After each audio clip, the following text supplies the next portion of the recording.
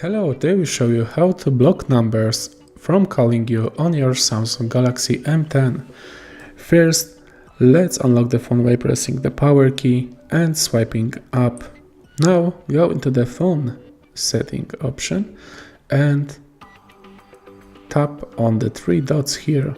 It means more, and select settings. And here you can select the block numbers option.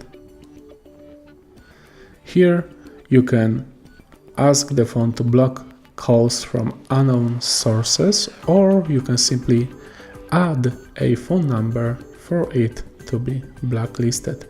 You can, for example, put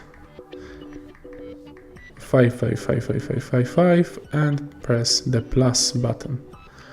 And just like that, a person with this number won't be able to call you on this phone from now on. And if you ever want to delete this, you can simply press the minus button here, and now that person can call you once again. So I really hope this video helped you, and if it did, please leave a like and subscribe.